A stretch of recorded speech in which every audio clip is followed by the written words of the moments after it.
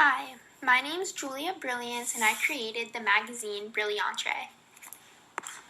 I chose to create a food magazine because I love food in the kitchen, cooking, out of the kitchen, eating. I love the presentation. I just love everything that goes on with food. And I don't know a lot of people who don't like food, so I thought this would be a great topic to write about for my magazine. So at first, I wanted to make my magazine about Friendsgiving, basically just write an article on my double page spread about friends coming together for the holidays instead of having to deal with all the family drama and stuff, but I didn't really think that was the vibe I really wanted to go for with my magazine. I wanted people to have new fun ways to experience Thanksgiving, whether you're someone that wants to have a new weird dish at your dinner or have a new way to take on the holiday if you're not a good cook but want to host your holiday. So that's pretty much what I wanted to tackle for my magazine. So my project first started with needing to find a restaurant that can create a mock Thanksgiving dinner, which was very hard to find at first. So I was very, very worried if I was going to be able to find a restaurant that could do this because I already started writing about it. I was already starting searching things. That was already stuck in my head that was what I was going for. I was really concerned.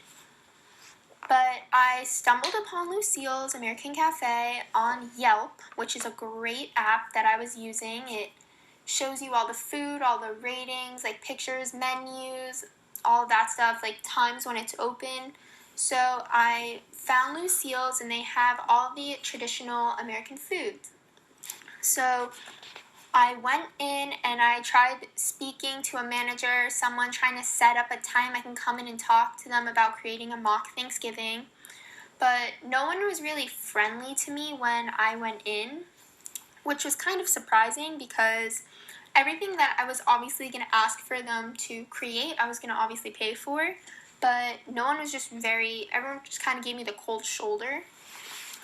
And they just gave me someone's email. So I emailed the person's that they gave me, and no one got back to me, and I was really upset because I didn't know what to do. I was relying on Lucille's, and I decided to take matters in my own hand and just order a lot of things off the menu that would be created for my mock Thanksgiving.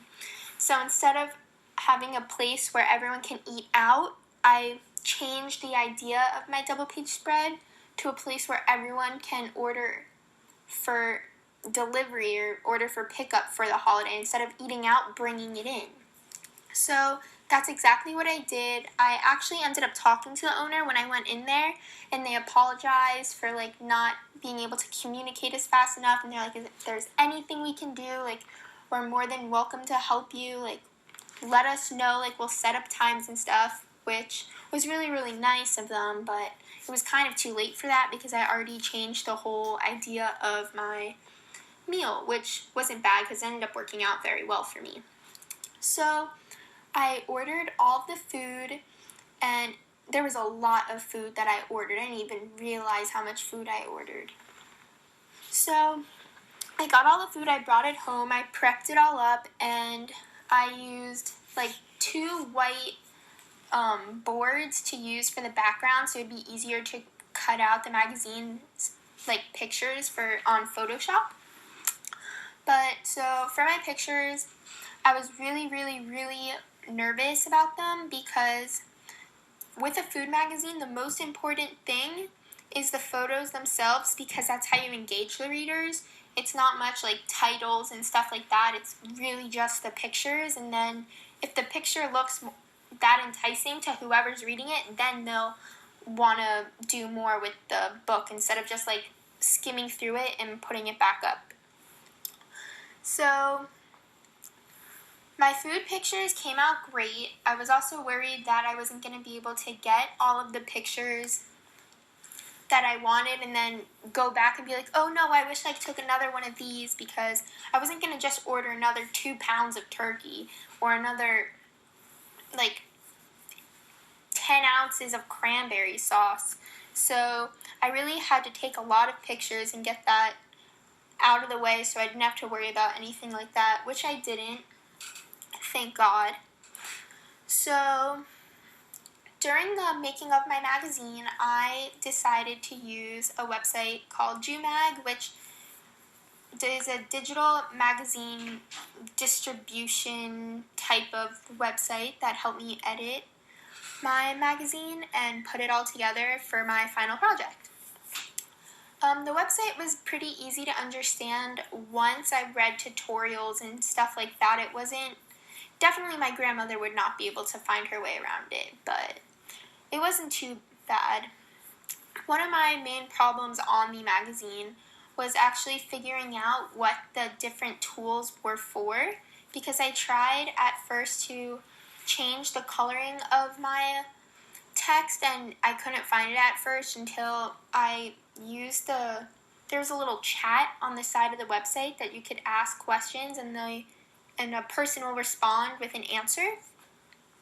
So that was very helpful when I couldn't figure out how to use certain things. There was someone on the side to guide me through it, which was a really great tool. And if other websites don't have that, then I definitely think that that's an up from other websites, because that helped me personally. And a lot of times I referred back to other food magazines and what they did, because food magazines are definitely different than other magazines. They do only really use pictures and stuff. So I looked through them and I tried figuring out the type of things that they did to bring in their readers, so that's what I did as well. Lots of bright colors with the food, like lots of great adjectives describing the foods, so that's what I wanted to incorporate in mine as well.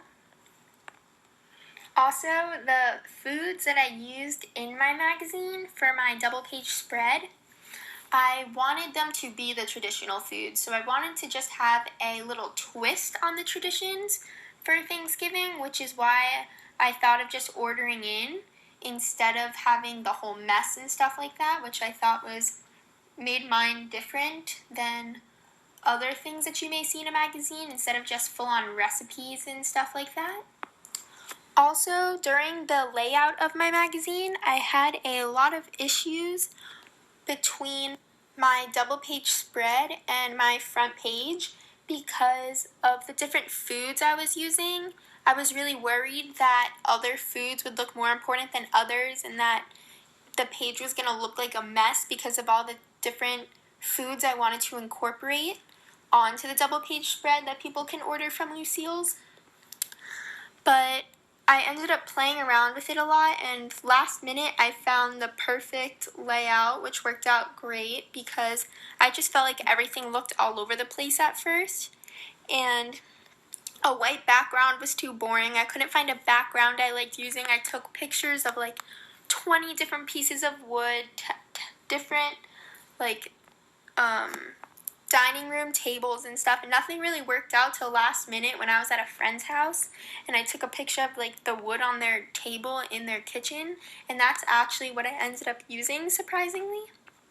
And I also had problems converting my pictures onto the Jumag because the quality of the pictures were going down whenever I would upload them, because originally I was just dragging the images from iMessage on my laptop, but I realized that's what made the quality go down. All I had to do was just send them to my email, which worked out great because I thought I was going to have to reorder everything. Also, for my recipe page, my miso sea bass page that I have now was originally the Lucille's mac and cheese recipe because I found it online, which sadly didn't end up working out because I had to create my own recipe.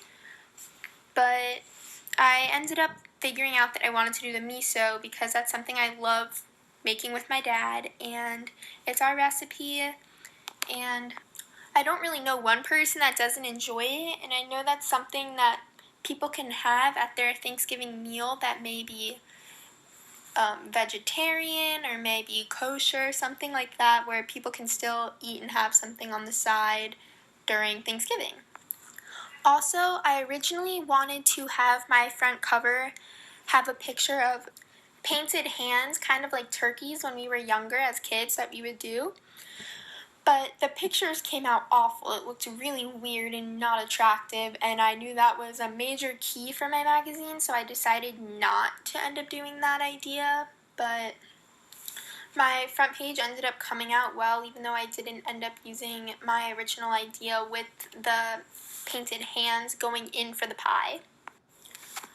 So anyways, I would like to say a big thank you to my dad for helping me a lot with my project, between ideas and helping me with my page on the miso sea bask, because without him I wouldn't know how to really write out the directions as much, because he's the one that's pretty much on top of that. And my mom for helping me pick up the food from Lucille's and helping me clean up after all the mess I made from trying to make all the food look pretty. And I would like to thank all of my friends for coming over after and eating all the food that I had with me.